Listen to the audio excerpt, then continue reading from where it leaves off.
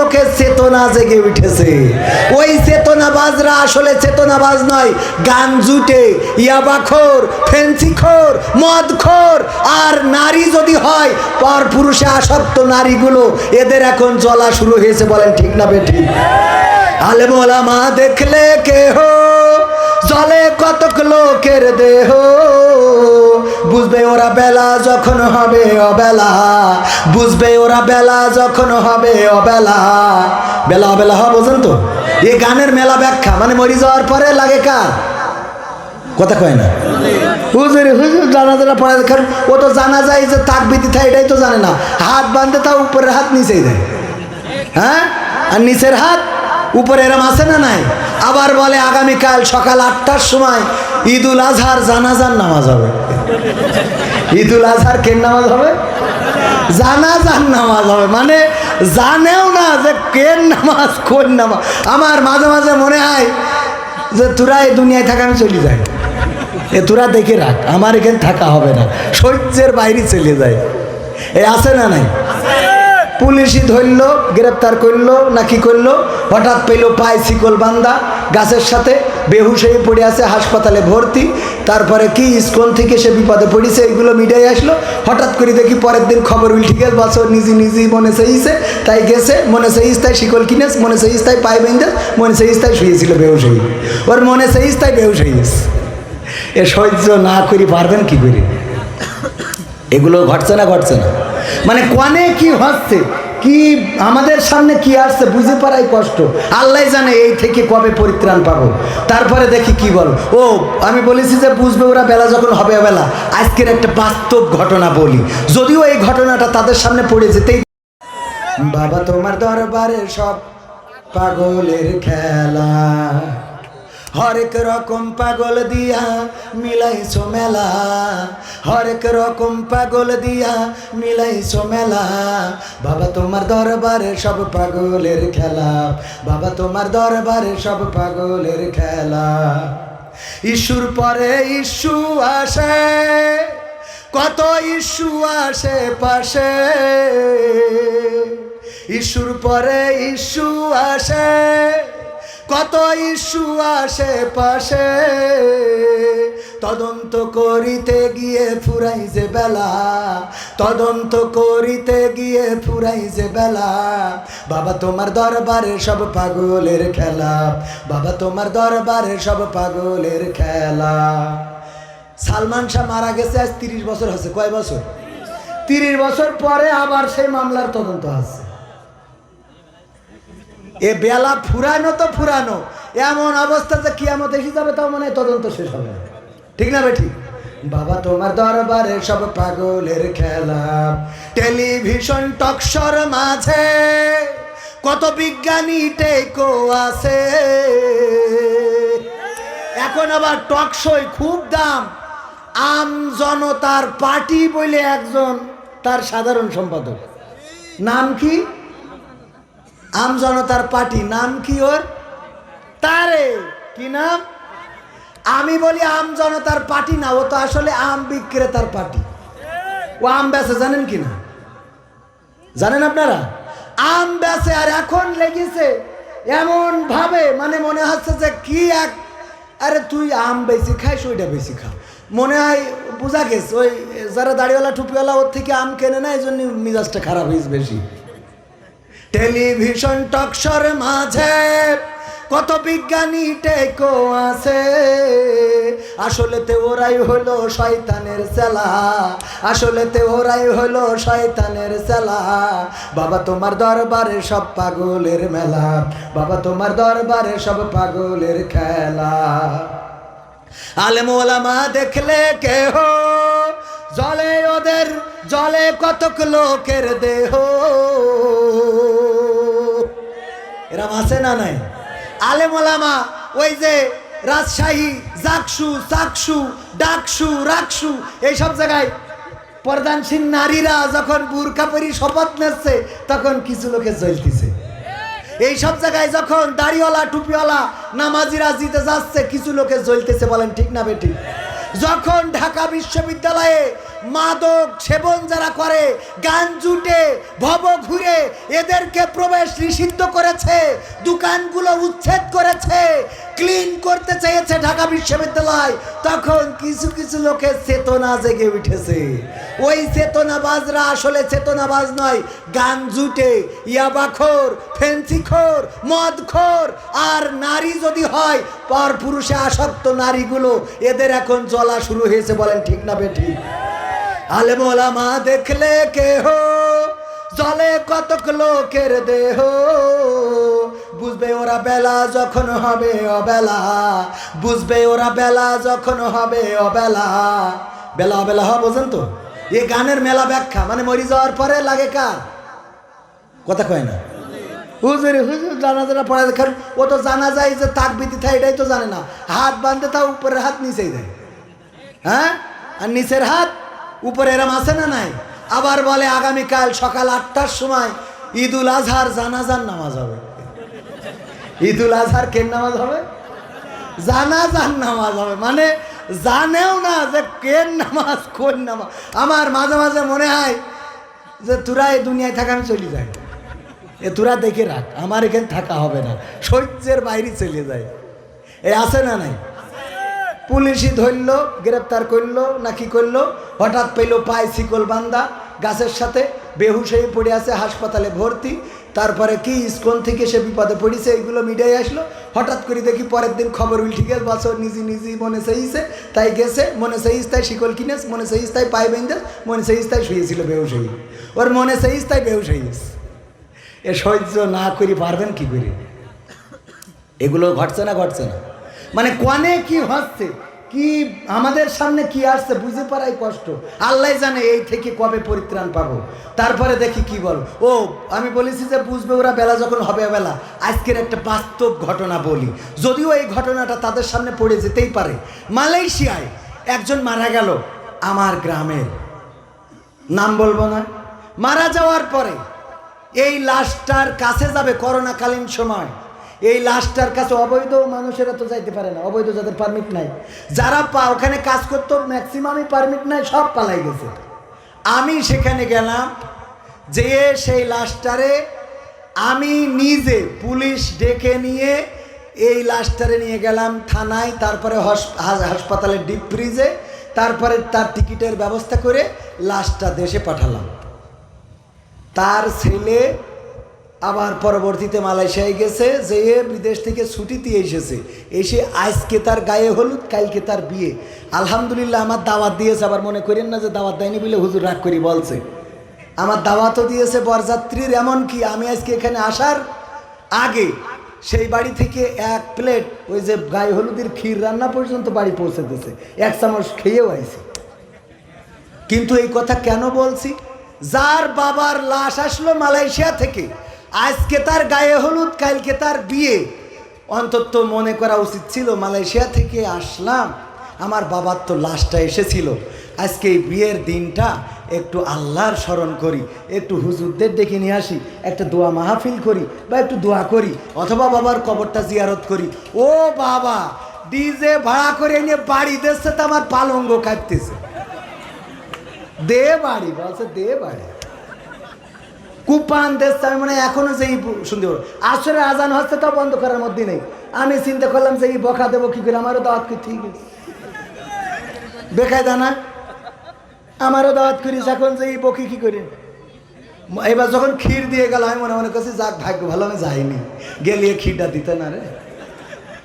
ক্ষীর বোঝেন তো, এটার ক্ষীর বলে, আপনারা কি বলেন? ক্ষীর, যশোর চৌগাছা ক্ষীর। তো বাড়ি দেখছে দে বাড়ি কুপা।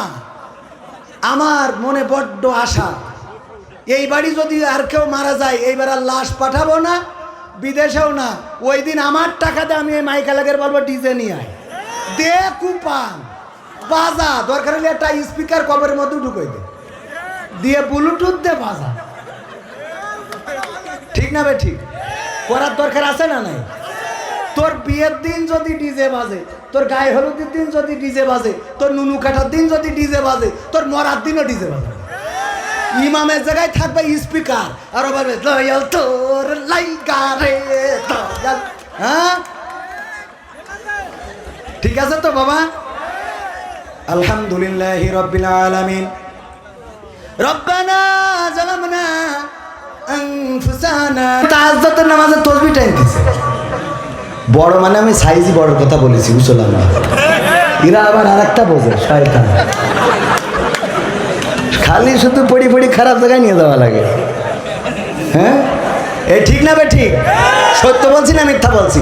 দেখে ওরে শয়তান, ওই তুই ওই দেখিস আরো আর একজনের দেখে, কথা কয় না।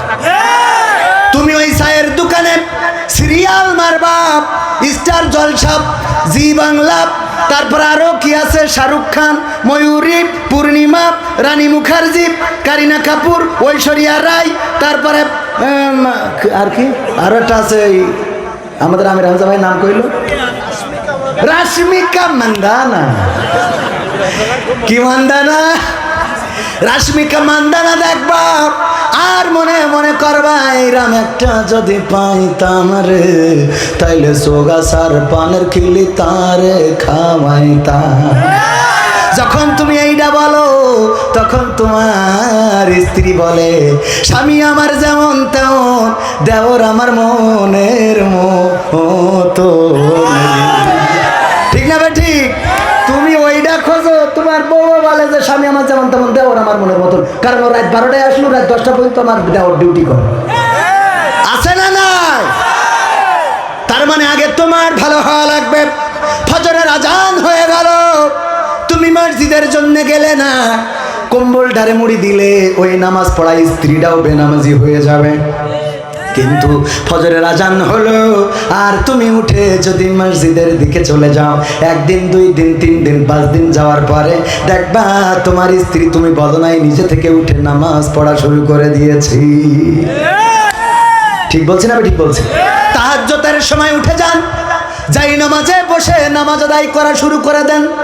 তাহাজ্জুদের নামাজে যখন আপনি যায় নামাজে কাটাকাটি করবেন, ওগো রব তুমি আমার স্ত্রীকে মানুষের মতো মানুষ বানিয়ে দাও, তুমি আমার স্ত্রীকে পর্দানশীল বানিয়ে দাও, তুমি আমার স্ত্রীকে খাদিজা আয়েশা রাদিয়াল্লাহু তাআলা আনহার মতো করে দাও, তুমি আমার স্ত্রীকে হাজেরা আলাইহিস সালামের মতো করে দাও, তুমি আমার স্ত্রীকে এমন একজন মানুষ করে দাও যেন পরকালের ময়দানে আমি আমার স্ত্রীর জন্য জান্নাতে যেতে পারি। তুমি যদি তাহাজ্জুদের নামাজে স্ত্রী খাটের উপরে ঘুমানো এমন দোয়া করতে থাকো, তোমার স্ত্রীও দেখবা আস্তে করে খাট থেকে উঠে তোমার পিছনে নামাজে দাঁড়িয়ে যাবে। বলেন ঠিক কিনা? কিন্তু তুমি রাত্রি ফেসবুক চালাবা, টিকটক দেখবা, রিলস দেখবা, ও বাবা বাবা, আছে না নাই? আর মনে করবা তোমার স্ত্রী তাহাজ্জুদের নামাজ পড়বে, তা হবে না, হবে না। আমার মা বোনেরা বলছে হুজুর এইবার হজ পয়েন্টে পড়িয়েছে। ঠিক না? ঠিক। মা বোনেরা আগে রাগ করিল যে হুজুরের দাওয়াত দেওয়া যাবে না, এখন বলছে হুজুরের আগামী বছর আবার দিতে হবে।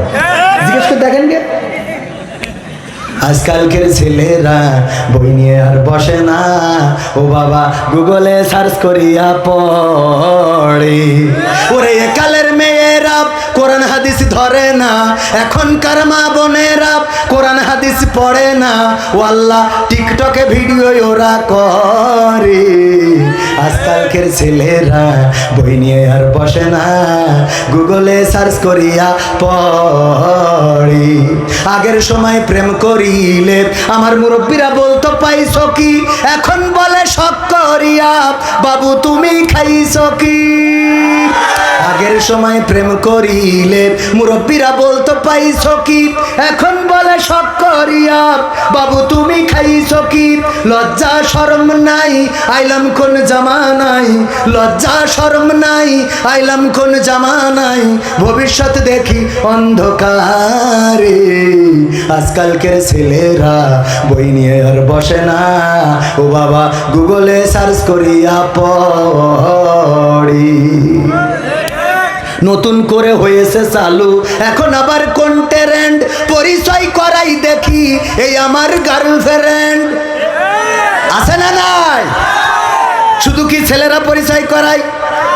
নতুন করে হয়েছে চালু এখন আবার কোন ট্রেন্ড, পরিচয় করাই দেখি এই আমার বয়ফ্রেন্ড। মানে মেয়েরাও পরিচয় করায় না হঠাৎ একটা ছেলে নিয়ে বাড়ি, মা জিজ্ঞাসা করে এই ছেলেটাকে, ওগো মা এইটা আমার বিএফ। কয় বিএফ তো বুঝি না। কয় বিএফ মানে হলো বয়ফ্রেন্ড, মানে আমার বিয়ের আগের পার্টনার। হ্যাঁ, বিয়ের আগে যেইটা ওইটা। কয় দেখো মা এইটা এইভাবে নিয়ে বেড়ানো যাবে না, এইটারে তুমি নিয়ে বিয়ে করে ফেলো। কয় আব্বা তো রাজি হবে না, কারণ এ তো 5 ওয়াক্ত নামাজের জায়গায় 5 বেলা গাঞ্জা খায়, আছে না নাই? কয় তুই নিয়ে চলে যা তোর খালার বাড়ি, আমি বলি রাখবানে, তারপরে তোর খালারা কাজী ডেকে বিয়ে পড়াই দিবানে, বাকিটা আমি সামলে নিবানে, তোর বাপের কি করে ঠিক করতে আমি করবানে। এই বলে পাঠাই দিলে। দিয়ার পরে যখন চারিদিকে হয়ে গেছে, আলতাফ ভাইয়ের মেয়ে বেরিয়ে গেছে, তখন এইবার স্বামী যখন বাড়ি গেছে, তখন ওরে বাবা স্ত্রীর অভিনয় দেখে কিটা, কি জন্ম দে তুই যা,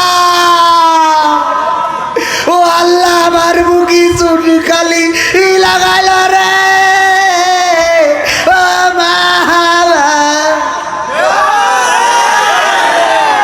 আছে না নাই?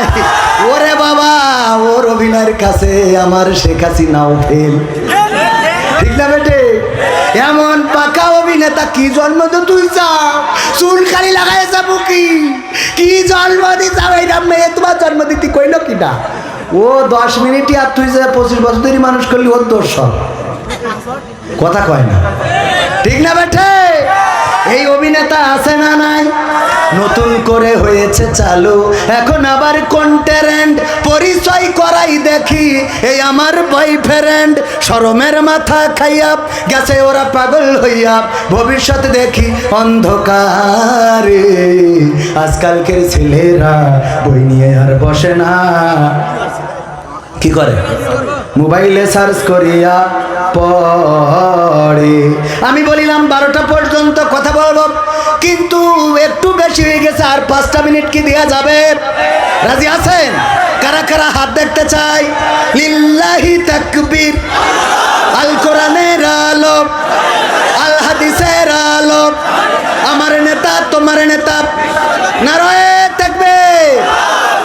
আমার আব্বা মরহুম মাস্টার আব্দুল সামাদ রাহিমাহুল্লাহ আপনাদের এলাকায় আসতেন, অনেকেই চিনেন, যারা কারা চিনেন হাত একটু উঁচু করেন দেখি। ওরে বাবা অনেক বেশি মানুষ চেনেন। আমার আব্বাই অঞ্চলে ওয়াজ করতেন, আপনাদের জানা আছে। আমার মনে হয় জীবনের শেষ যে রাস্তাটা ছিল সেটাও আপনাদের এই রাস্তাটা, চৌগাছা থেকে যে রাস্তা 12 বাজারে যে উঠেছে, আবার ফিরতেও চেয়েছিল এই রাস্তায়, কিন্তু আল্লাহ রাব্বুল আলামিন 12 বাজারেই ওখানে ডাক দিলেন, আল্লাহর ডাকে সাড়া দিয়ে চলে গিয়েছেন। যেভাবেই হোক রক্তাক্ত দেহখানাটা নিয়ে এসেছিলাম।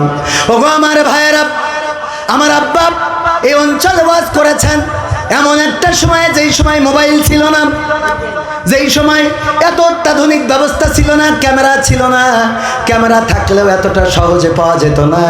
এই জন্য আমাদের কাছে কোনো ভিডিও নাই, আমাদের কাছে তেমন ফিতা ক্যাসেটের কিছু অডিও ছিল, কিন্তু মেমোরি আসার আগে সেইগুলো নষ্ট হয়ে গেছে।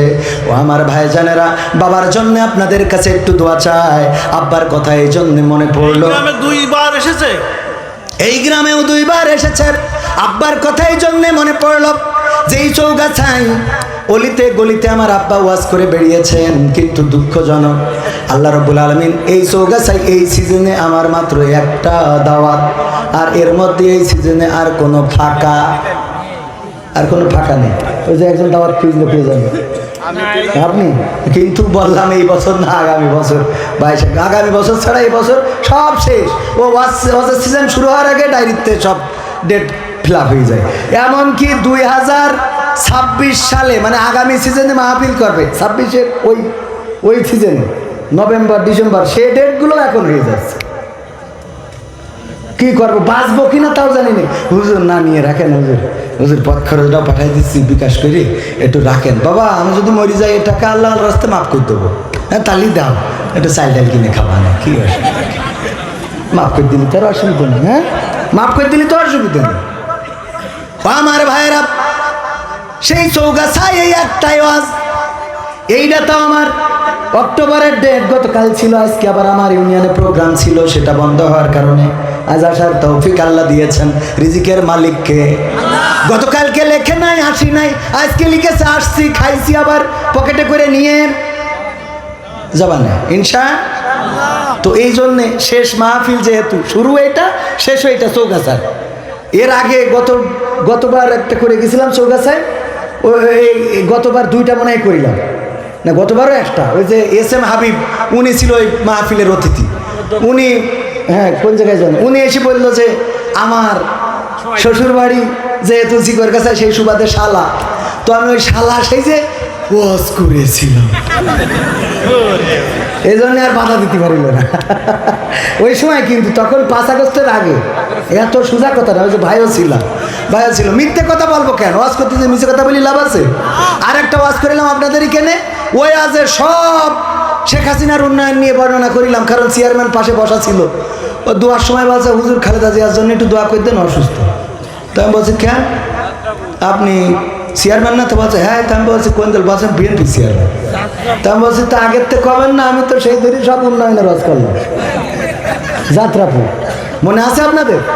যারা ছিল তারা জানে। মানে আমি চেয়ারম্যান মনে করি যে চেয়ারম্যান, যেহেতু ওই সময় তো আর চেয়ারম্যান তো অন্য দলের থাকার কথা না, ঠিক কিনা? কারণ তখন তো ভোট দেওয়া লাগতো না, লাগতো। এক চাচা গেছে ভোট দিতে, বলছে আপনি কি জন্য আইছেন? তা বলছে ভোট দিতে। তা বলছে ভোট আপনার তো আমরা কষ্ট হবে আপনার, এই চিন্তা করে দিয়ে ফেলেছি। তো এটা কিরম কথা, আমার ভোট আমি দেবো না? তা বলছে আমাদের একটা দায়িত্ব আছে না। আপনি বাড়িতে বেরোয়েছেন কখন? তা বলছে ফজরের নামাজ পড়ি রওনা দিয়েছিলাম। বলছে আমরা তো তাহাজ্জুদ পড়ি কাম সারিয়েছি। আপনি তো ফজর পড়ি রওনা দিয়েছেন, সে তো তাহাজ্জুদ পড়ি শেষ। চাচা চলে আসছে। তা বলছে শোনেন, চাচির জন্য আবার কষ্ট দিয়ে না। বলছে তোমার চাচু কি ভোট দিয়েছ নাই? তা বলছে হ্যাঁ ওটাও হয়েছে। তা বলছে কত বড় জাহেল রে, এমন নেমো খারাপ মহিলার সাথে সংসার করেছি, আল্লাহ যেন জান্নাতে আমার সাথে দিবা না। তা বলছে চাচা এত রাগ কেন স্ত্রীর? বলছে রাগ হবে না কেন, আজ মরি গেছে 11টা বছর হচ্ছে, তুই এসে ভোট দেখেছিস তো আমার সাথে দেখা করে যাবি না? তুই এসে ভোট দিয়ে গেলি, তা আমি পুরো কোন হালতে আসি না আসি একটু খোঁজ নিবি না? এই জন্য আমি মনে করলাম চেয়ারম্যান যেহেতু পাশে বসা, ও তো ওই কবরের ভোট নিয়ে পাশ করিয়েছে, কি ঠিক না বেটি? ও মা মুনাজাতের সময় বলে হুজুর গো খালেদা জিয়া অসুস্থ, একটু দোয়া করে দেন। আমি বললাম কেমনে কি? কয় আমি BNP চেয়ারম্যান। হ্যাঁ হাসান চেয়ারম্যান, আল্লাহ তার নেক দান করুন। দেশে বিভিন্ন রকম ঝামেলা চলছে না? চলছে না? প্রতীক নিয়ে ঝামেলা, ভোট নিয়ে ঝামেলা, গণভোট নিয়ে ঝামেলা, জাতীয় ভোট নিয়ে ঝামেলা, নির্বাচন কমিশন নিয়ে ঝামেলা, উপদেষ্টা নিয়ে ঝামেলা, প্রধান উপদেষ্টা নিয়ে ঝামেলা, তারপরে দল বেদল, ঐক্য অনৈক্য, নমরুদের রবকে কয় এই যে মূর্তিগুলো, কয় এই মূর্তিগুলো তো তুমিই বানাও, কয় আমি বানাইলে কি হবে? এইগুলো আমাদের ইলাহ, এইগুলো ভালো করে মন্দ করে, এইগুলো আমাদের সুখ শান্তি নিশ্চিত করে।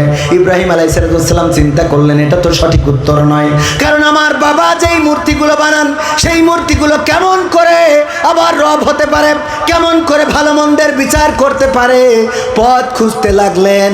সেই পথের দিশা পাওয়ার জন্য উনি চলে গেলেন নীরব নিবৃতে এমন এক জায়গায় বসলেন যেখান থেকে আল্লাহ রাব্বুল আলামিন পরের আগের আয়াতগুলোতে জানিয়ে দিয়েছেন।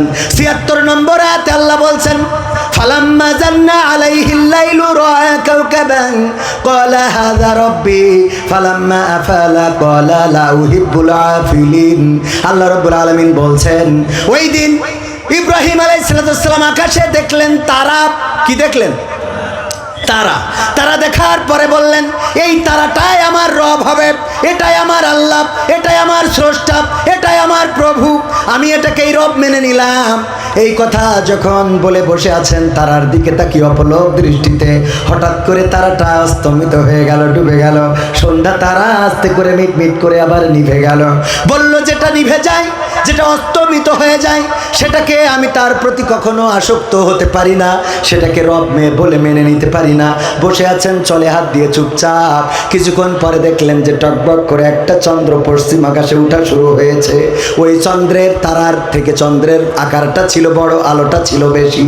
ফালাম্মা জান্না আলাইহিল লাইলু ফালাম্মা জান্না আলাইহিল লাইলু রাআ কাওকাব ফালাম্মা ফালাম্মা রাআল কমার ফালাম্মা রাআল কমার বাযিগান ক্বালা হাযা রাব্বি ফালাম্মা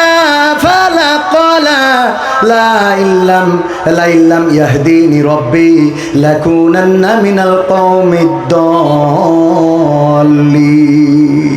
পরের আয়াতে আল্লাহ ইব্রাহিম আলাইহিস সালামের পরের কথাগুলো আবার জানিয়ে দিলেন। ইব্রাহিম আলাইহিস সালাম বললেন যে আমি ওই যে আকাশের চাঁদটা দেখলাম, এই চাঁদটা আমার স্রষ্টা হবে, এই চাঁদটা আমার রব হবে। আমার বাবার কাছে জিজ্ঞাসা করে আমি সঠিক উত্তর পাই নাই, আমার মায়ের কাছে জিজ্ঞাসা করে আমি সঠিক উত্তর পাই নাই। ওই যে আকাশের চাঁদটা এত সুন্দর আলো দেয়, এই চাঁদটাই হয় তোমার স্রষ্টা, এটাই আমার রব। এই কথা বললেন। আস্তে করে সেই চাঁদটাও অস্তমিত হয়ে গেল, চাঁদটাও মিলান হয়ে গেল। বলল, ওগো রব, তুমি যদি আমার পথ না দেখাও তাইলে আমি জালিমদের অন্তর্ভুক্ত হয়ে যাব। পরের বার আবার কি বললেন, কি দেখলেন, আল্লাহ সেটাও রেকর্ড করে দিয়েছেন। আল্লাহ রাব্বুল আলামিন বলছেন 88-78 নম্বর আয়াত, ফালাম্মা রাআ শামসা বাযিগাতান ক্বালা হাযা রব্বি হাযা আকবার ফালাম্মা আফালাত ক্বালা ইয়া কওমি ইন্নী বারীউম মিম্মা তুশরিকুন। আল্লাহ সেটাও রেকর্ড করে দিলেন। আল্লাহ বলছেন এবার ইব্রাহিম পূর্ব দিগন্তে সূর্য উদয় হতে দেখল।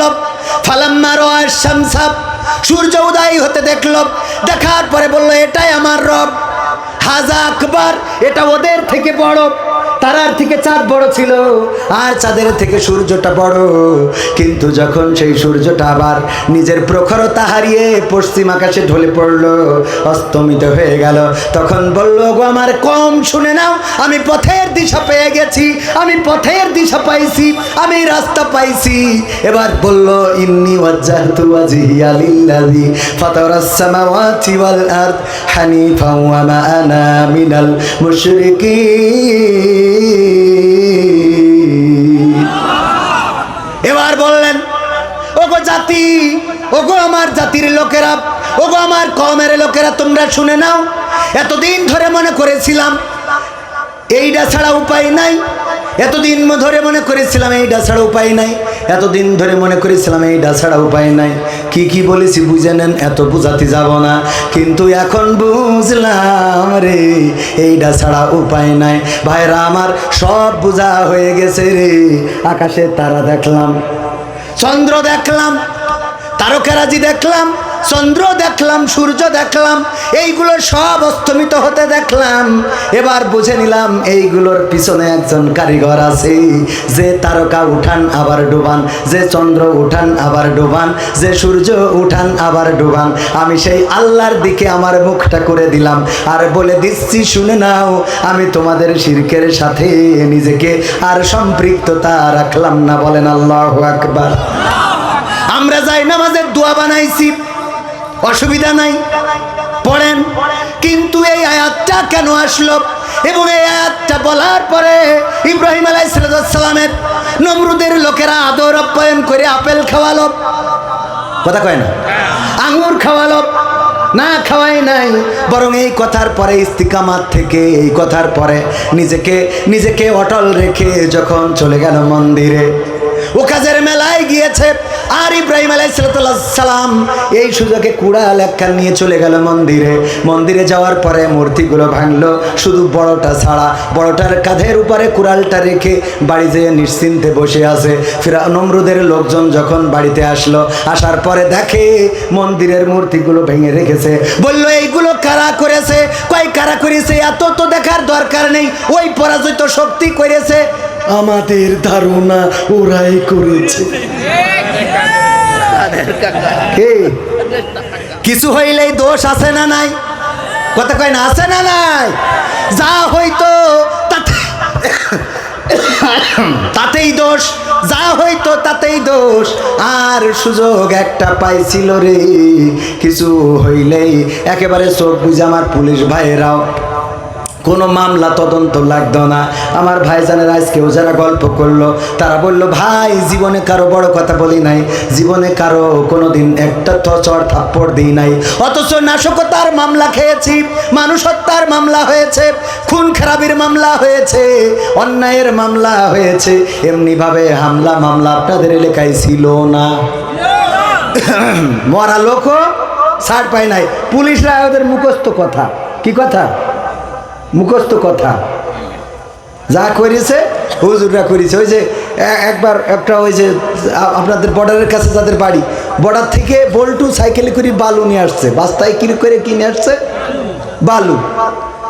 বর্ডারেতে প্রশাসনের লোক ধরি বলছে যে এতে কি, তা বলছে স্যার বালু স্যার, বলছে সাইকেলে বালু নিয়ে যাচ্ছিস তুই ভারতের বর্ডারতে, মানুষ কত দামি দামি জিনিস নিয়ে যায়, নিশ্চয়ই বালুর মধ্যে কিছু আছে, বাস্তা নামা চেক করি দেখে না আসলেই বালু, ছেড়ে দিয়েছে। দ্বিতীয় আবার আর একদিন কি ব্যাপার বল্টু সাইকেলে কি স্যার বালু স্যার, এই বস্তার মধ্যে মনে হয় অন্য কিছু, আবার চেক করে দেখে না বালু, ছেড়ে দিয়েছে। তৃতীয় দিন আবার বাস্তায় করি কি যেন, এই এতে কি স্যার বালু স্যার, না বর্ডার থেকে বালু পাচার করছি সেটা হইতে পারে না, নিশ্চয়ই এই বালুর মধ্যে কোনো কিন্তু আছে, এইটা ল্যাবে পাঠাবো পরীক্ষা করব তারপরে তোর সাথে কথা হবে। ল্যাবে পাঠাই পরীক্ষা করি দেখে বালু।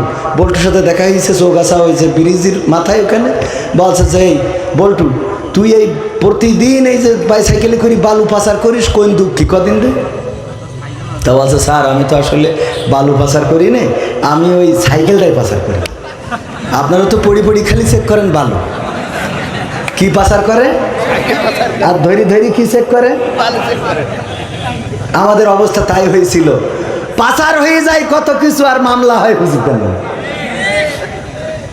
টাকা সব ব্যাংকের থেকে শেষ। 5টা ব্যাংক এখন একসাথে করতেছে, ইসলামী ব্যাংক বাদে।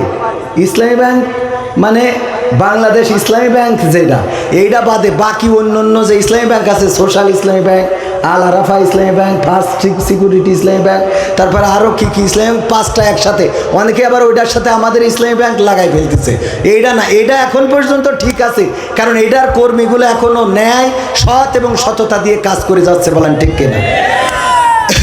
তো যাই হোক, সব খালি করে ফেলেছে।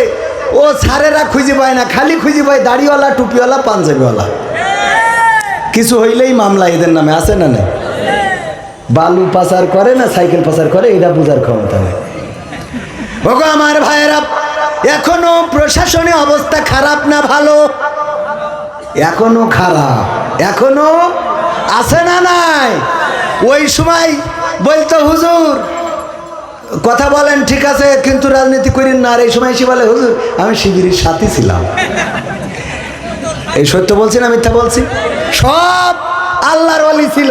আমি বললাম তা আমাকে ধৈর্য মারতো কারা, আমাদের তাড়া করতো কারা, স্টেজে কথা বলতে দিত না। পাবনায় গেলাম, বলছে হুজুর প্রশাসনের লোক আসতে শিগগির মোনাজাত করেন। মোনাজাত ধরেছে একজন, বলছে হুজুর মোনাজাত বাদ দেন, আপনি চলেন দিন, মোনাজাত করতে দিন। ঠিক বলছি না বে ঠিক বলছি? যারা এইগুলো করেছিল তারা কি আজকে আছে? এমপিরা সব কোথায় গেল, মন্ত্রীরা সব কোথায় গেল, কোথায় কাদের কাকা? তাদের ছাড়া দেশটা এখন লাগে ফাঁকা ফাঁকা, ঠিক না বে ঠিক? পালাবে না পালাবে না, যাই না তবু দেখা, পালাবে না পালাবে না, যাই না তো তবু দেখা, তাদের ছাড়া দেশটা এখন লাগে ফাঁকা ফাঁকা। এটা গাইতে চাইলাম না, কিন্তু 2টা চিরকুট আইছে। আমি এখন চিন্তা করি যে আমরা এসব গান আর না গাই, আলোচনা করি যা কাজে লাগবে, কিন্তু 2টা চিরকুট এটা না গাইলে ওরা আবার এই কমিটিও একটা দেশে, শ্রোতারাও একটা দেশে। গাবো? হ্যাঁ শুনবেন? আর একটু সময় কি থাকা যাবে? মা বোনদের জন্য কিছু ওয়াজ করার দরকার আছে না নাই? কারণ মা বোনেরা আপনাদের থেকে কম না বেশি এসেছে? বেশি। সুতরাং মা বোনদেরও ওয়াজের দরকার, কারণ মা বোনেরা এখন ফিতনার সবচেয়ে বড় কারণ। স্বামী বিদেশে টাকা পাঠায়, চৌগাছাতে তুলে নিয়ে মহেশপুরীর রোডে বিভিন্ন ক্যাফে আছে না নাই? আল্লাহর ওলিরা এনে যায় না যায় না? কথা কয় না? যায় না যায় না? আর মার্কেটগুলোতে তো পুরুষদের কোনো চারাই নেই, সব মা বোনেরা। আর দোকানদাররাও আমাদের অত দাম দেয় না। আমাদের বাজারে আমি যেই দাঁড়াইছি বললাম ভাই এটা আছে, তো বলছে আছে। আমি বললাম দেন। হঠাৎ 2 মহিলা এসেছে, ওনাদের সাথে কথা বলছি, বললাম আমারটা দেন। তো বলছে হুজুর আপনি একটু সরি দাঁড়ান, গায়ে ঘেঁষা লাগলে তো গুনাহ হবে। আরে বাহ, উনি আমার হাদিস শিখাচ্ছে। গায়ে ঘেঁষা মানে তুমি চলে যাও, আমার 2টো কাস্টমার এসে তোমার আর লাগবে না। সে অবস্থা আমাদের ইয়াহিয়া মুন্সি, উনি মালয়েশিয়ায় থাকতে মুখে তো দাড়ি, ইমাম সাহেব নির্যাতনে পড়ে মালয়েশিয়ায় চলে গেছিল। তো ফেয়ার অ্যান্ড লাভলি মাইক, তো খুবই কালো মানুষ, আল্লাহ মাফ করুক, নাম বলছি শুনে ফেলবে না। আমার মাঝে মাঝে বলেও যে আমার উদাহরণ দাও। তো উনি খুব নির্যাতনে পড়ে মালয়েশিয়ায় গেছিল। তো ফেয়ার অ্যান্ড লাভলি কিনতে গেছে, তো দোকানে থাকে মেয়ে, তো বলতেছে যে হুজুর ফেয়ার অ্যান্ড লাভলি তুমি কোথায় লাগাবা? তো বলতেছে যে মুখেই লাগাবো। তো বলছে যে কে জন্যে? মুখী তো জায়গা কই, সব তো মুখী দাড়ি দিয়ে ভরা। কি দিয়ে ভরা? দাড়ি দিয়ে ভরা। ইউমিয়া মুখা জাঙ্গুট বাইয়া মানা মাও এনে পাকায়। এ তোর মুখী তো দাড়ি দিয়ে ভরা, কোন জায়গায় লাগাবি? তো আমাদের অবস্থা তাই, হুজুর মানুষ দোকানে দাঁড়াইলে যদি মেয়ে মানুষ ঢোকে তাইলে আর হুজুরের পাত্তা নাই। ওরা প্রশ্ন করা শুরু করে দেয়, আপনি ফেয়ার অ্যান্ড লাভলি মেকি কত আর পরিষ্কার হবেন? আমি কই মেকি যেহেতু পরিষ্কার হয়নি, খাইয়ে দেখ পানে, তাও তুমি দাও। কিন্তু ওর তো কাস্টমার মেয়ে মানুষ, কারণ ওদের যদি বুঝাইতে পারে ৩,৩০০ টাকার জিনিস যদি কোনোভাবে বুঝাইতে পারে, ওইটা ১৩০০ টাকায় বেশি দেবে। আর উনি কিনে এনে রে বাবা খুব গর্ব করে, কিনে এনেছি দেখে। আরে বাবা, স্বামীর কয় তুমি তো কোনোদিন পারল না। স্বামী পারবে কি? ওইভাবে তো ঠকাতে পারে না কোনোদিন, কথা কয় না, তুমি তো কোনোদিন পারলে না। আরে বাবা, মানে কত পারান্দার। ও আমার ভাইরা, এই জন্যে মা বোনদের জন্যও কিছু কথা বলার দরকার আছে না নাই? নারীরা জাহান্নামে যাবে, কারণ হলো দুইটা। কয়টা? বড় কারণ দুইটা। বিশ্ব নবী সাল্লাল্লাহু আলাইহি সাল্লাম বললেন, ওগো নারীরা শুনে নাও, দুইটা কারণে নারীরা বেশি জাহান্নামী হবে। আমি মেরাজে যেয়ে দেখেছি অধিকাংশ নারীরা জাহান্নামী। সাহাবীরা জিজ্ঞাসা করলো কোন কারণে? বলল দুইটা কারণ, মেজর কারণ, বড় কারণ, দুইটা কারণ। তার মধ্যে ১ নম্বর কারণ হলো অধিকাংশ নারীরা তাদের স্বামীর নাশুকুরি করে, তাদের স্বামীর প্রতি কৃতজ্ঞ না, স্বামীর প্রতি নাশুকুরি করে। স্বামী যেটা কিনে আনে পছন্দ হয় না, স্বামী যেটা করে ভালো লাগে না, স্বামীর করা ঘরের ডিজাইন ভালো না, স্বামীর করা রং কালার ভালো না, স্বামীর কেনা কাপড় রং থাকে না, স্বামীর কেনা তরকারি পোকা হয়েছে, স্বামীর কিনা মাছ কাটা বেশি, স্বামীর কিনা কচু গাল চুলকায়, স্বামীর কিনা ওল সেদ্ধ হয় না, স্বামীর কিনা মরিচ ঝাল নেই। কথা কয় না? ও মরিচ কি বানাবে? কয় মরিচ কুটে দিছি ২০টাই, তাও টক হয়নি। তুমি কি মরিচ কিনেছ? আছে না নেই? আর ও যেইটা কেনে ওইটার উপরে আর একটা নাই রে। ওর ভাই হলো পৃথিবীর সর্বশ্রেষ্ঠ ভাই, ওর বোন হলো পৃথিবীর সর্বশ্রেষ্ঠ বোন, ওর মা হলো পৃথিবীর সর্বশ্রেষ্ঠ মা, ওর বাবা হলো পৃথিবীর সর্বশ্রেষ্ঠ পিতা। আর ওর কাছে ওর শাশুড়ি হইলো ও ফিরাউনির মার্কা লোক, ওর শাশুড়ি হইলো হিন্দা, আর শ্বশুর হইলো আবু জেহেল। কথা কয় না? ওর কাছে ওর মা বাপ সব আল্লাহর ওলি, আর শ্বশুর বাড়ির যত আত্মীয় আছে সব বিষ। কি কথা কয় না? আপনাদের এদিকে তো নাই, আছে? শ্বশুর বাড়ি থেকে যদি কিছু আনে, ওরে বাবা সেইটার দাম বেশি। যদি একই কোম্পানির ফ্রিজ হয়, বাবার বাড়ি যেটা ছিল ও একই দামে কিনেছে, কিন্তু শ্বশুর বাড়িটা ভালো, ওইটার ওয়ারেন্টি আর এটার গ্যারান্টি, তাও ওইটা ভালো। ও গ্যারান্টিটা ভালো, কারণ কি? ওই তো বাবার বাড়িতে, বাবার বাড়িতে আনলে খুব দাম। এরা মা বোন আছে না নাই? গাই গরু যদি বাপের বাড়ির থেকে একটা আনে, ওই গাই গরু আমার আলতাফ ভাই বুড়ো হয়ে মরে যাবে, তবে গরু মারবে না। বলেন মরে? আলতাফ ভাই কষ্ট করে বাড়ি একটা চৌগাছা একটা জমি কিনেছে, জমি কেনার পরে বলছে আজকে রেজিস্ট্রির দিন, চলো রেজিস্ট্রি করে চৌগাছা হোটেল থেকে খেয়ে আসবো। যাওয়ার সময় বলছে আমি আব্বাকে বাড়িতে গাই গরু ডাইনে দিলাম বলে এত দূর হইয়েছে। আব্বাদের বাড়িতে গাই গরু ডানিলাম বলে এত দূর হলো। এরপরে বলছে ঠিক আছে অসুবিধা নাই, ওখানে 5 তলা ফাউন্ডেশনে একটা বিল্ডিং করেছে। উদ্বোধনের দিন বলছে বেগম সাহেব চলো আজকে আমরা বিল্ডিংটা ফিতে কেটে উদ্বোধন করব। তুমি তো আমার অর্ধাঙ্গী, তোমারে না নিয়ে যাব না। স্ত্রী যাওয়ার সময় ফিতে কাটার আগে গুতো মেরে বলছে আব্বাকে বাড়িতে গায়ে গরুটা আনিলাম বলে এত বড় বিল্ডিং হইল। এরপরে একটা গাড়ি কিনেছে 4 চাকার, কিনে বলছে বেগম চলো আজকে এই 4 চাকার গাড়িতে তোমার নিয়ে বিনোদিয়া পার্কে যাব। ওই যে বিনোদিয়া নাকি পার্ক বানাইছে যশোরে, ওখানে তোমার একটু ঘুরাবো। গাড়ির দরজা খুলে ওই পাশে আমার আলতাফ ভাই বসা, দরজা খুলে সিটি বসার আগে বলছে আব্বাকে বাড়িতে গাই গরুটা আনিলাম বুঝলে, আব্বাদের বাড়িতে গাই গরুটা আনিলাম বলে এত দূর। আমার বিশ্বাস যদি আলতাফ ভাই জান্নাতে যায় আর যদি বেগম সাহেবও জান্নাত পায়, ওই দরজায় যেয়ে গুতো মেরে কবে আব্বাকে বাড়িতে গাই গরুটা আনিলাম বুঝলে, ঠিক না বেটে? ও গাই গরু একেবারে পরকাল পর্যন্ত নিয়ে ছাড়বে রে। আর স্বামী যা করেছে জীবনে, যেই জমি কিনেছে ওই জমিতে ধান হয় না। স্বামী যা করলো, আমাদের এক হুজুর বলছে আমার স্ত্রীর এত কিছু এনে দিই কোনোদিন খুশি হয় না। আমি একদিন বুদ্ধি করে আমার স্ত্রী খালি কয় দেখো অমুকের শাড়িটা কত সুন্দর, অমুকের 3 পিস কত সুন্দর, অমুকদের বাড়িটা কত সুন্দর, অমুকদের গাড়িটা কত সুন্দর। আমি একদিন বুদ্ধি করে চৌগাছাতে একটা দামি শাড়ি কিনলাম, কিনে নিয়ে যেয়ে টেবিলের পরে রাখিছি। তারপরে রেখে স্ত্রীর বললাম স্ত্রী তাড়াতাড়ি খাবার দাও, ক্ষুধা লেগেছে, রাতের ডিনারটা সেরে ফেলি। স্ত্রী খাবার দেয় আর খালি ওই শাড়ির দিকে তাকায়, শাড়িটা আসলে কাজ জানি কিনলো, ওর কি আর একটা কোনো সতীন মতিন আছে নাকি? ওদের তো সন্দেহ থাকে না, থাকে না। এক ফাঁকে জিজ্ঞাসা করলো শাড়িটা কার? আলতাফ ভাই বলছে শাড়িটা হলো কবির বিন সামাদ তার বউয়ের জন্য কিনেছে। আমার বললো হজ করতে যাচ্ছি, ফিরতে 2 দিন লাগবে, শাড়িটা বাড়ি পৌঁছে দিও। কয় দেখো শাড়িটা কত সুন্দর, কালারটা কত সুন্দর, রংটা কত সুন্দর, আর তুমি যা কেনো তা পরো যা।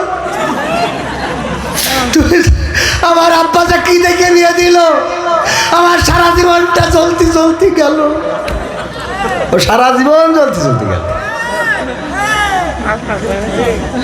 আমার আব্বা এমন একজন দেখে বিয়ে দিয়েছে যার চোখ না যেন 2টা মারবেল, চোখে কিছু দেখে না। কি শাড়ি তুমি কেন? বলছে স্ত্রী যদি তোমার পছন্দ হয় তুমি এটা নাও। বলছে নীলি কবির বিন সামাদ রাগ করবে না? বলছে সে তো আমাদের বক্তা, আমরা টাকা না দিলেও কি করবে, এই জন্য সমস্যা নাই, তুমি এটা নিতে পারো, নাও। স্ত্রী নিয়ে খুব খুশি। আলতাফ ভাই রাত্রে শোয়ার সময় চিন্তা করলো যদি এই রাতে মালাকুল মাউত উঠাই নিয়ে চলে যায় তাইলে মনের কথাটা বলা হবে না। স্ত্রীরে বলতেছে স্ত্রী বেগম সাহেবা শাড়িটা কি তোমার পছন্দ হয়েছে নাকি? হ্যাঁ খুব পছন্দ হয়েছে, কালার ভালো, রং ভালো, সুতো ভালো, সব ভালো লেগেছে। সত্যি কি পছন্দ হয়েছে? হ্যাঁ সত্যিই পছন্দ হয়েছে। এত সুন্দর শাড়ি জীবনে পরি নাই, এত সুন্দর রং চং, এত সুন্দর মিহি সুতা, এত সুন্দর পা, আমার পছন্দ হবে না কেন? বলতেছে দেখো দেখো রে, এই সুন্দর শাড়িটা কিন্তু আমি নিজে চয়েস করে তোমার জন্য কিনেছি। বলছে সত্যি তুমি কিনেছ? হ্যাঁ আমি কিনেছি। বলছে তাহলে এর রং থাকবে না, তাহলে এর রং থাকবে না, এই গেছে সব অর্জন শেষ। কি এরা না শুকুরি করে? কি শুকুরি করে? যতই তুই করে আগায় না, ওর চোখে অন্যটা ভাল লাগে।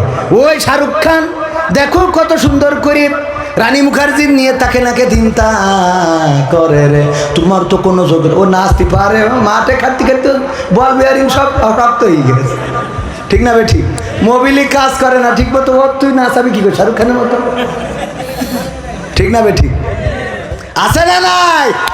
ভাইয়েরা আমার, এই নাশুকুরি করা নারীরা যাবে কোথায়? অথচ এই স্বামী কত কষ্ট করে, দেখেন কোন স্বামী নিজে ছেঁড়া কাপড় পরে কিন্তু স্ত্রীকে ছেঁড়া কাপড় পরাতে চায়, নিজে ছেঁড়া জুতা পরে কিন্তু স্ত্রীকে নতুন জুতা কিনে দিতে চায়, নিজে ছেঁড়া জামাটা পরে কিন্তু স্ত্রীকে দামি জামাটা কিনে দিতে চায়। কোন স্বামী চায় না তার স্ত্রী খারাপ জামা জুতা পরুক, কোন স্বামী চায় না তার স্ত্রী অপমানিত হোক, কোনো স্বামী চায় না তার স্ত্রী কোনো গালমন্দ শুনুক। দেখবেন অনেক স্বামী আছে অভাবের তাড়নায় দিন যায় রাত যায়, কত কষ্টে দিন কেটে যায়, কিন্তু স্ত্রীকে কর্মসংস্থানের জন্য পাঠায় না, স্ত্রীকে কর্ম করতে দেয় না, নিজে পরিশ্রম করে কষ্ট করে, রিক্সা চালায়, গার্মেন্টসে কাজ করে, দিনের পরে দিন রাতের পরে রাত, মাসের পরে মাস, বছরের পরে বছর, কিন্তু স্ত্রীকে ভালো রাখে, স্ত্রীকে রানী বানায় রাখে। আর এই স্ত্রী ওই স্বামীর কদর বোঝে না রে, ও টিকটকে আবার আর একজনের সাথে লাইন মারে রে। ও বাবা বাবা বাবা, মিলে গেছে, ওয়াজ লাইন পয়েন্টে পড়েছে। ওগো আমার মা বোনেরা, এমন করা যাবে না। আল্লাহর নবীর স্ত্রীরা এটা করেন নাই। আল্লাহর নবী আইয়ুব আলাইহিস সালামের স্ত্রী রহিমা সবাই ছেড়ে চলে গেল, সন্তান মারা গেল, সম্পদ ধ্বংস হয়ে গেল, কাজের মানুষগুলো চলে গেল, কিন্তু রহিমা আইয়ুব আলাইহিস সালামের রাস্তা ছাড়েন নাই। আইয়ুব আলাইহিস সালামের চুল দিয়ে পা মুছিয়ে দিতেন, আর এর বিনিময়ে রহিমা অর্জন করে নিয়েছেন কি? আমার আব্বা বলতো এই ওয়াজ একবার করার পরে বিপদে পড়ে গেছে, ওয়াজ করে বাড়ি ফিরতেছে, মহিলারা ডাক দিয়ে বলে হুজুর শোনেন, গতকাল যে ওয়াজ করলেন রহিমা আলাইহিস সালাম চুল দিয়ে পা মুছাই দিলে জান্নাত পাওয়া যাবে, স্বামীর চুল দিয়ে পা মুছাই দিবা, এই ওয়াজ আমল করে শুইছিলাম গতকাল রাত্রে। ওরে বাবা, সে যন্ত্রণার কথা কি বলবো। কিসের যন্ত্রণা? দুর্গন্ধ। চুল দিয়ে পা মুছাই শোয়ার পরে ঘরে গন্ধ, কের গন্ধ? গুড় গন্ধ, পায়খানার গন্ধ। এত গন্ধ কোথা থেকে আসে খুঁজে পাইনে।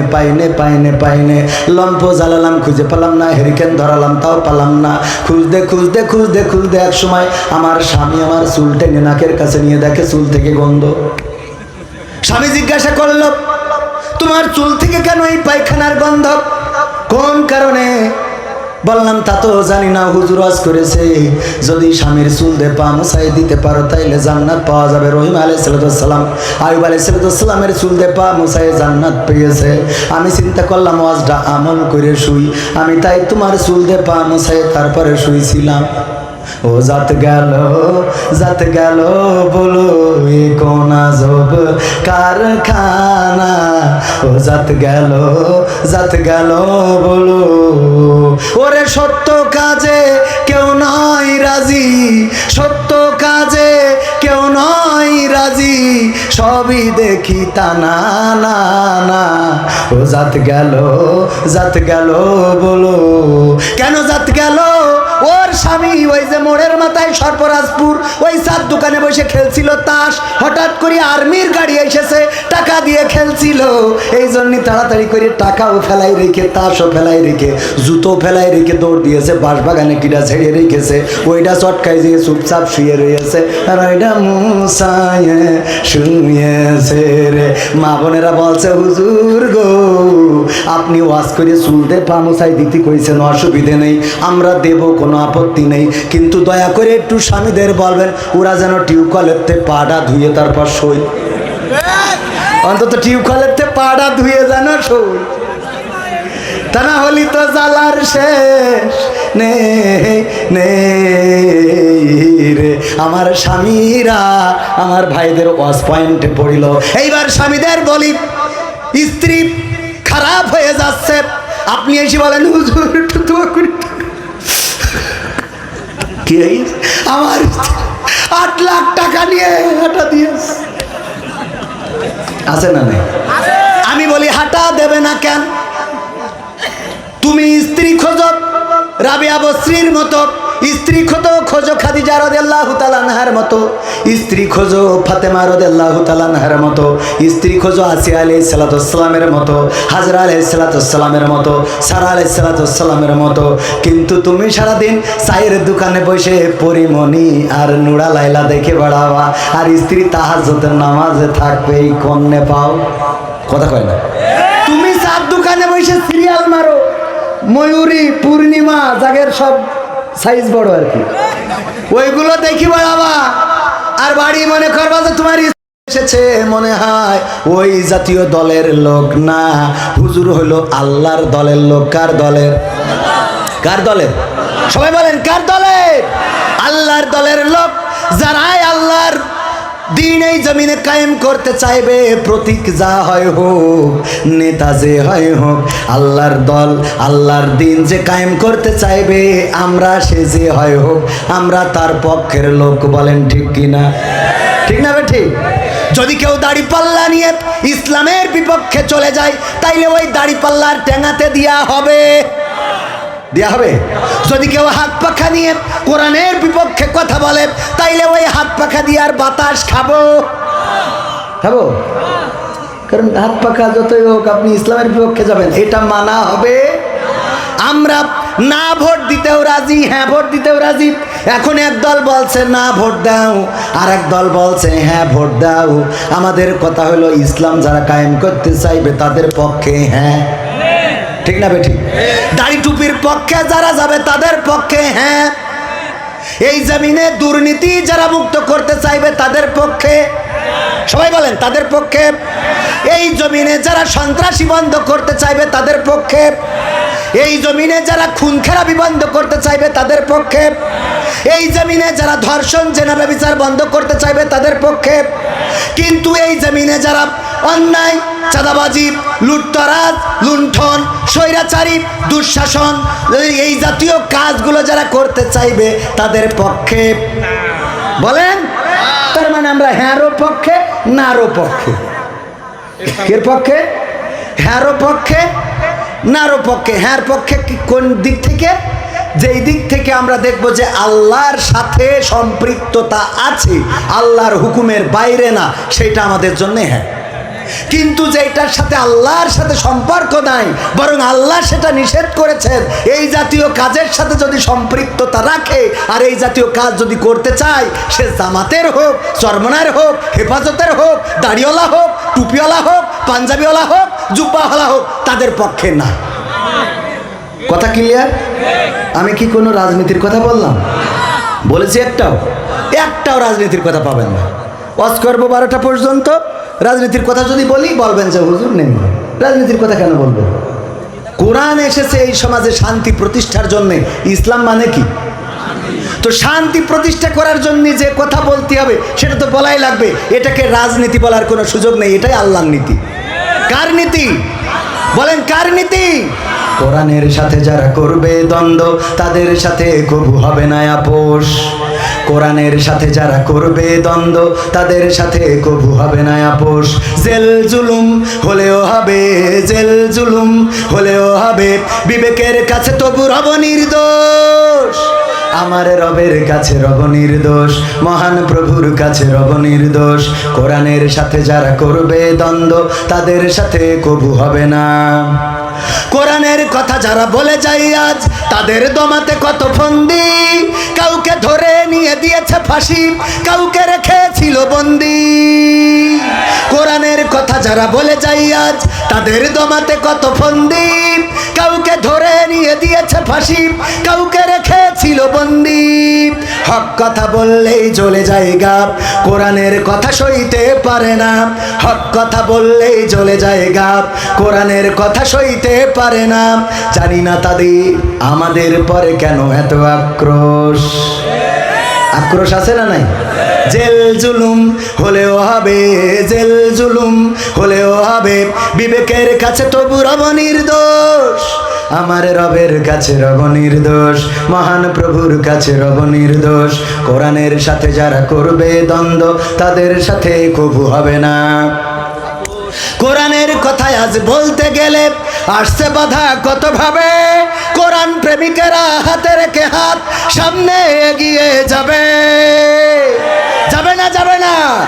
এখন ইসলামপন্থীরা এক হচ্ছে, বলেন ঠিক কিনা? চরমনায়, হেফাজত, আলিয়া, কওমিয়া, জামাত, এই জাতীয় পার্থক্য ছিল, কিন্তু এখন ওলামায়ে কেরাম এক প্ল্যাটফর্মে আসছেন, বলেন ঠিক কিনা? এক প্ল্যাটফর্মে আসবেনই, কারণ যারা এক আল্লাহকে ইলাহ মানে, এক কোরআনকে সংবিধান মানে, এক বিশ্বনবী হযরত মুহাম্মদ সাল্লাল্লাহু আলাইহি সাল্লামকে নেতা মানে, তাদের মধ্যে এত বিভেদ থাকবে কেন? যারা বিভেদ করবে ওরা আল্লাহর রাসূলের উম্মত নয়, ওরা শয়তানের উম্মত, বলেন ঠিক কিনা? কারণ আল্লাহ বলেছেন ওয়াতাসিমু বিহাবলিল্লাহি জামিআ ওয়া লা তাফাররাকু, তোমরা সংঘবদ্ধভাবে পাঁচকলি টুপি না বাটি টুপি না বা অন্য টুপি না অন্য পাগড়ি এগুলো দেখার বিষয় না, সংঘবদ্ধভাবে কার রাজ্য আঁকড়ে ধরো, কার রাজ্য? আল্লাহর রাজ্যকে আঁকড়ে ধরো। এইটা আল্লাহ তাগিদ করেছেন, আর আমরা গুতগুতি কিলাকিলি আমাদের মধ্যে আছে না নেই? আমিও এখন বলতে গেলি তো বাইরে যাই। আমাদের মুহতারাম মুফতি আমির হামজা ভাই, উনি স্টেজে কথা বলেন, সরল সোজা মানুষ, সাদা সিধা মানুষ, সব ওই যে অনেকেই বলে না যে হক কথা ফক করে বলে ফেলে। উনার সমস্যাটা হলো যে উনার যে ওজন, এই ওজনটা উনি কোনো সময় নিজের মধ্যে এটাকে বাস্তবায়ন বা কায়েম করতে চান না। উনার যে জনপ্রিয়তা বাংলাদেশে, এই জায়গাটা উনি চাইলে খুব স্মার্টলি ধরে রাখতে পারতেন, কিন্তু সেটা না করে উনি পাবলিকলি সবার সাথে সহজে মিশে যান। এটা ভালো যে উনি সরল সাদা সিধা, যা আছে মনে তা বলেন মুখে, যা থাকে মনে তা বলেন কোথায়? মুখে। এই জন্যে হুটহাট করে এমন কিছু বলে ফেলেন যে কথাটা নিয়ে মানুষ ট্রল করা শুরু করে দেয়। সাংবাদিক বলেছেন নবী সাল্লাল্লাহু আলাইহি সাল্লামকে, একেবারে মিডিয়া থেকে শুরু করে বাংলাদেশের বক্তা ওলামায়ে কেরাম কাফের পর্যন্ত বানিয়ে দিয়েছে না, দেয় না? আপনি কাফের বললেন, কাফের তো অস্বীকারী, উনি তো অস্বীকার করেন নাই, করেছেন? স্লিপ অফ টাং হয়ে থাকতে পারে, ভুল করে ফেলেছেন, একটু ভুল হয়তো হয়ে গিয়েছে, আপনি সেটাকে কেন্দ্র করে কাফের কেন বলবেন? আবার একটা ওয়াজ করেছেন আম্মা খাদিজা রাদিয়াল্লাহু তাআলা আনহাকে নিয়ে, যে তিনি নামাজ পড়েন নাই, রোজা করেন নাই, যাকাত দেন নাই, কিন্তু তিনি জান্নাতে শুধু যাবেনই না, আল্লাহ রাব্বুল আলামিন তাকে সালাম জানিয়েছে, বলেন সুবহানাল্লাহ। কথাটা তো উনি ভুল বলেননি। কেন ভুল বলেননি? এটা উদাহরণ দিতে চেয়ে বলি, এই যেমন ভাইজান, আমার ভাইজানের নাম কি জানো? আলতাফ ভাই। আলতাফ ভাইয়ের আব্বা বেঁচে আছে না? এখন এলাকায় প্রচার হচ্ছে উনি হুজুর হইলে কি হবে, উনি তো ওনার বাপের খাইতে দেয় না, ওনার বাবার খাইতে দেয় না। কথাটা মিথ্যা না সত্য? কথা কয় না, মিথ্যা না সত্য? কিন্তু বাবার খাইতে দেয় না, এটা শোনার পরে অনেকের মিজাজ খারাপ হয়েছে না, হুজুর আলতাফ এত বড় দাড়ি মেহেদি দিয়া, মাথায় টুপি, সরমনার মুরিদ, অথচ সে কেমনে বাবারে খাইতে দেয় না, এটা মেম্বারিতে দাঁড়াইছে, ডাইরেক্ট ওর বিপক্ষে সিলবার। এরকম হয় না? হয় না? তো বাপ যে নেই এটা যাচাই করবেন না? তো খাদিজা রাদিয়াল্লাহু তাআলা আনহা যাকাত দেন নাই, নামাজ পড়েন নাই, হজ করেন নাই, এটা যে কেন করেন নাই এটা যাচাই করবেন না? কারণ তখন এগুলো ফরজই হয় না, তখন এইগুলোর বিধানই আসে নাই। তো বিধান আসে নাই তাই করে নাই। তো এই জন্যই এইটাকে বলাকে কেন্দ্র করে আপনারা নেগেটিভভাবে উপস্থাপন করছেন। এগুলো কেন? আর সবচেয়ে দেখলাম আমাদেরকে ব্যবহার করে বক্তা হয়েছে আব্দুর রহিম আল মাদানি। আসলে আদৌ সে মাদানি না, জাল মাদানি। কি মাদানি? কি মাদানি? জাল মাদানি। আর মাদানি হইতেও পারে, একজন নামের শেষে লাগাইছে যে অমুক আল মাক্কি। আমি বললাম কেন? বলছে যে ঢাকায় একটা হোটেলে চাকরি করতাম, সেই হোটেলের নাম ছিল আল মক্কা হোটেল। কি হোটেল? আল মক্কা হোটেল। তো আল মক্কা হোটেলে চাকরি করি, তো আল মাক্কি লাগাই দিয়েছে। হ্যাঁ, দেখা যাচ্ছে যে আজহারি ভাই আমাদের আজহারে পড়িছে, তাই আর একজন দেখা গেল যে কোনোভাবে নাম আজহারি লাগাইছে। জিজ্ঞেস করলাম কেন? বলছে যে আজহারির আমি একবার দেখিলাম, এই জন্য ও কি নামের শেষে একটা টাইটেল। একজন নামের শেষে লাগাইছে কাতারি, অমুক হুজুর কাতারি। কাতারি কেন? তো কাতারে ছিল, তো কাতারে ছিল বলে কাতারি লাগাইতে হবে? এটা কি একটা ভালো সম্মানজনক হইল? আমি বললাম আমার মাঝে মাঝে অনেকেই বলে যে আপনার নামের শেষে এরকম আজাদি, জিহাদি, তারপরে মাক্কি, মাদানি পাওয়া যায় না। আমি কইছি আমি কোনোদিন যদি উগান্ডায় যেতে পারি, এসি লাগাবো কবির বিন সামাদ উগান্ডি। কি একটা টাইটেল একটু আনকমন হওয়ার দরকার আছে না? আছে না? নাই, একটু আনকমন। তুফানি এক বক্তার, আল্লাহ মাফ করুন, এটা বলতেই হচ্ছে নামের শেষে তুফানি। তুফান বোঝেন তো? তুফান মানে কি? ঝড়, টর্নেডো, এগুলো তো। তো কি তুফান বানাইলো আল্লাহ জানে, যে তার নামের শেষে তুফান। এই যে মাদানি লাগাইছে, জাল মাদানি, কোন মদিনায় যে পড়িছে, কোন ভার্সিটিতে পড়েছে, এইবার ফতোয়া শুরু করেছে আমির হামজাকে জাহেল, জালেম, ফাসেক, কাফের, যা মনে চায় তাই বলে যাচ্ছেন। এগুলো বলার জন্য তো হুজুরদেরকে শ্রোতারা নিয়ে আসে না? নিয়ে আসে।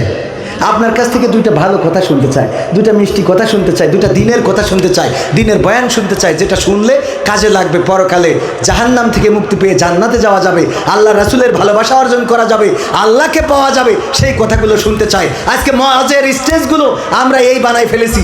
এখন আমিও তো সেই সেম কাজই করলাম, কারণ ওদের ঠিক করতেছি, আমারও ওদের বিরুদ্ধে বলতে হবে। আমও কি তার বাইরে? এখন উপায় কি? উপায় হলো সবাই চুপচাপ আস্তে করে ফিরে আসি। সবাই কি করি? তওবা করি, ফিরে আসি। আমিও তওবা করি, আল্লাহ কবুল করুন, বলেন আমিন। সূরা আল আনআম থেকে তেলাওয়াত করেছি ৭৯ নম্বর আয়াত, মনে আছে আপনাদের? মনে আছে? পড়েন, ইন্নী ওয়াজ্জাহতু ওয়াজহিয়া লিল্লাযী ফাতারাস সামাওয়াতি ওয়াল আরদ হানিফান ওয়া মা আনা মিনাল মুশরিকিন। আমরা কোথায় পড়ি এই আয়াত? যায় নামাজের দোয়া হিসাবে।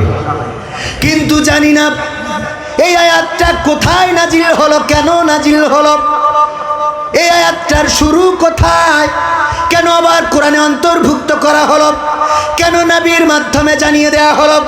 এই কথাগুলো বলেছিলেন হযরত ইব্রাহিম আলাইহিস সালাতু ওয়াস সালাম। কখন বলেছিলেন? যখন তিনি পথের দিশা চেয়েছিলেন, পথ খুঁজছিলেন, কেমন করে পথ পাওয়া যায়। বাবাকে জিজ্ঞাসা করলেন, বাবা আমাদের রবকে?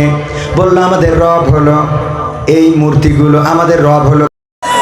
বাবা তোমার দরবারে সব পাগলের খেলা, হরেক রকম পাগল দিয়া মিলাইছো মেলা, হরেক রকম পাগল দিয়া মিলাইছো মেলা। বাবা তোমার দরবারে সব পাগলের খেলা, বাবা তোমার দরবারে সব পাগলের খেলা।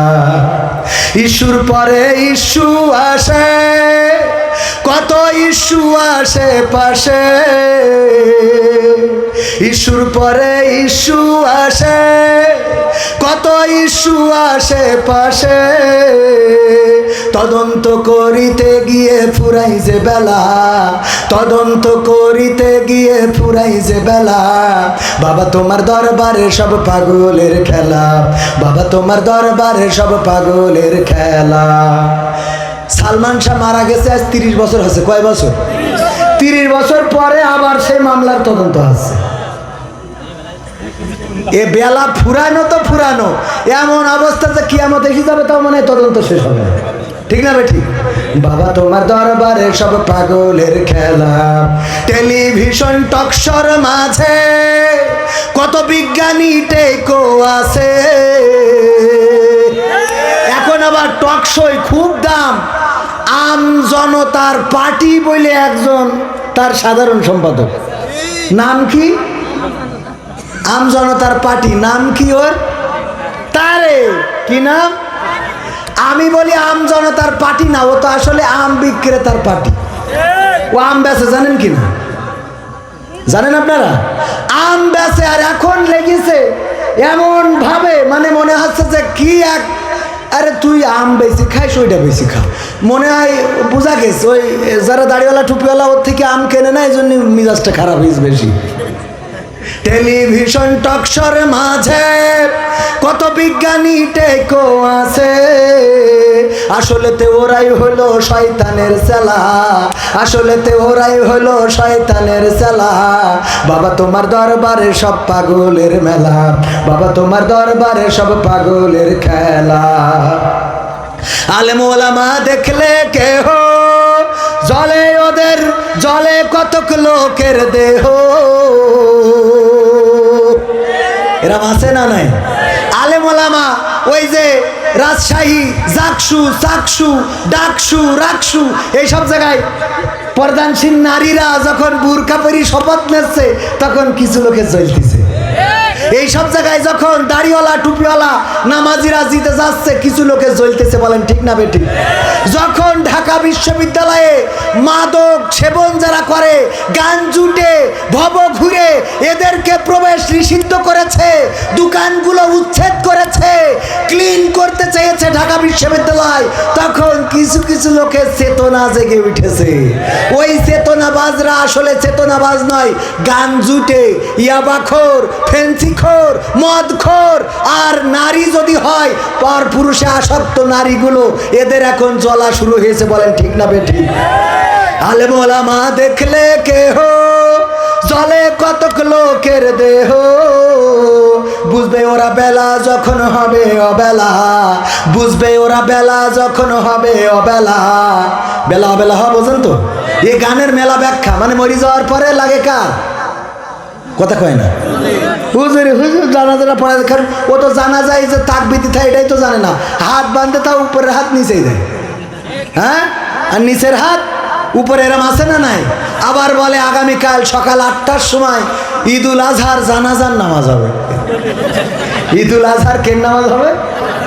জানাজার নামাজ হবে, মানে জানেও না যে কেন নামাজ কোন নামাজ।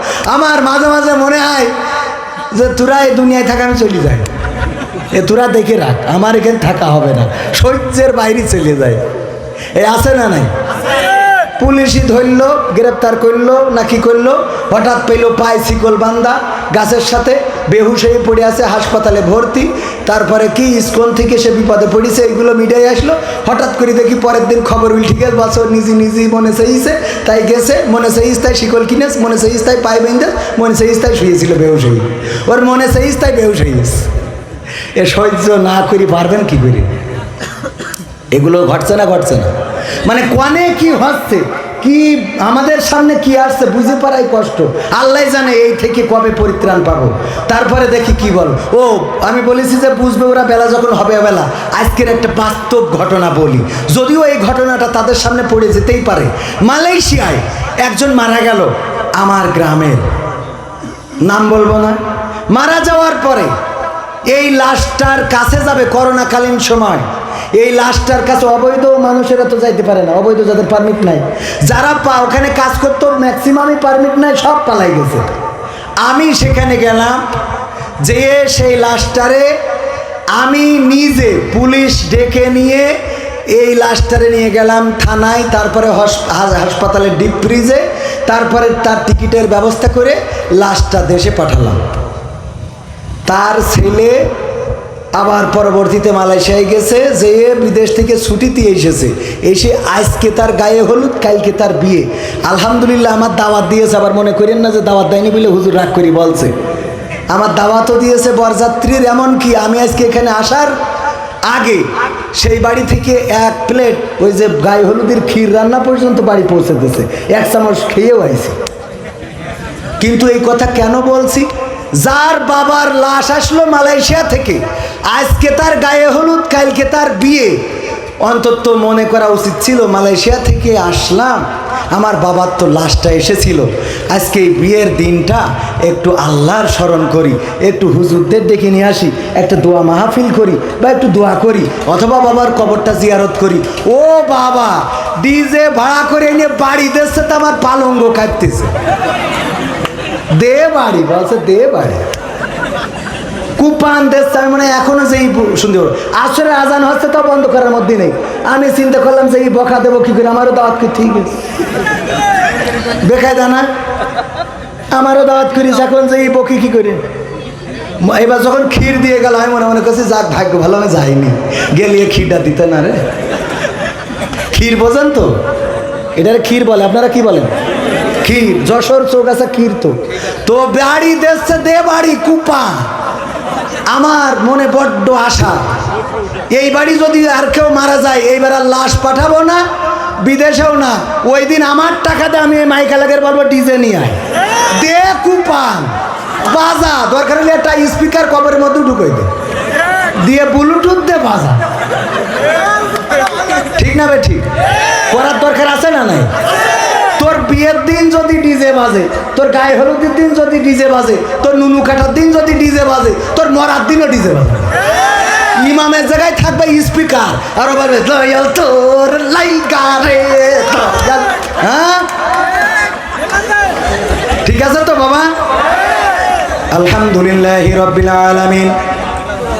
রব্বানা যালামনা আনফুসানা